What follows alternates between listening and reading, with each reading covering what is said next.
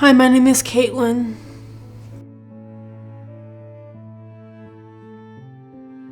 This is Franny, aka Fluffy Butt.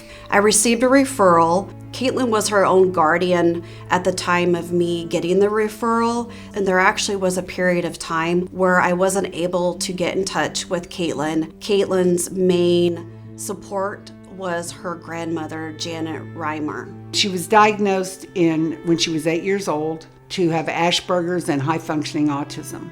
Caitlin had a bad experience, that's something that really upset her, and she had to go to the hospital the last time. I had a boyfriend, not a good boyfriend, and I gave him back the ring he gave me. So then I started scratching myself and pulling my hair and just having a total meltdown. And I got to the hospital, first I ran away again, and my case manager and one of her coworkers chased after me, and finally the cops found me too. They ended up sending her to the state hospital, and she had been there already one other time. She didn't want to go, but there was no choice. So I was there for 6 months. I reached out to Susie Robinson, who is the Transitions of Care Coordinator for Aetna Better Health of Kansas, due to Caitlin being in the hospital for extended periods of time. Christy Herbers had started working with her and her grandma as a case manager, and she was the one that actually brought me into the transition plan. A lot of our members, they don't know if they can go home, what's going to happen with their employment and income, can the family take care of them? So it's really not about just that illness. It's about the complexity of all the things that happens physically, mentally, and socially.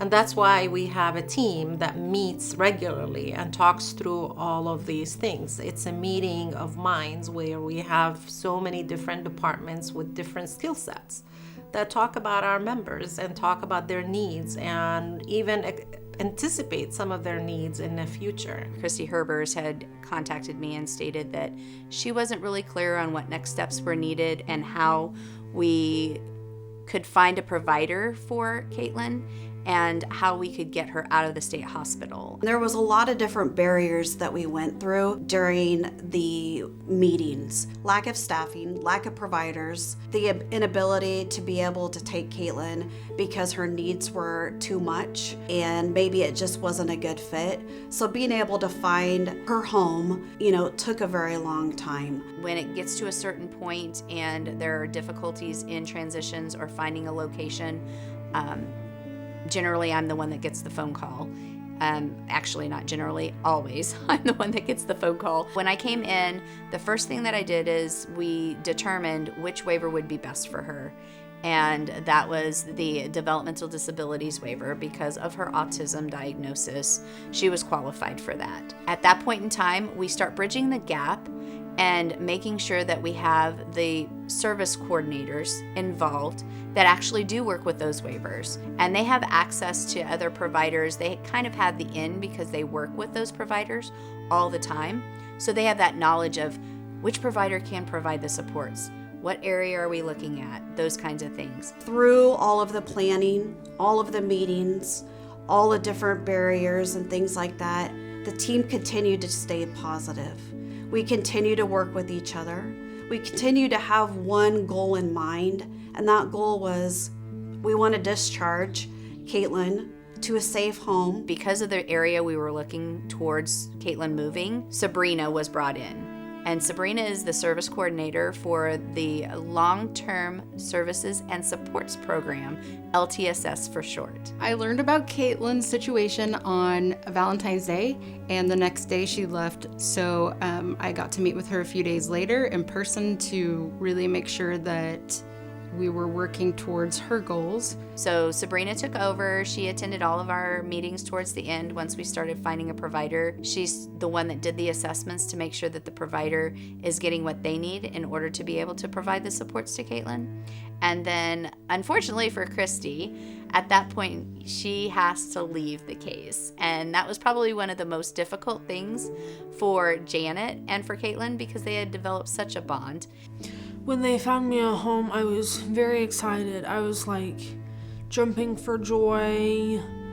I wanted to dance, but I didn't because there were cameras. We're excited for the next journey that Caitlin is going to go to Rosewood. They offer equestrian therapy at the ranch and an opportunity to work with animals, and a winery where she can learn more job skills. I'm excited to start at Rosewood because there are animals like horses, dogs, cats, lots of animals.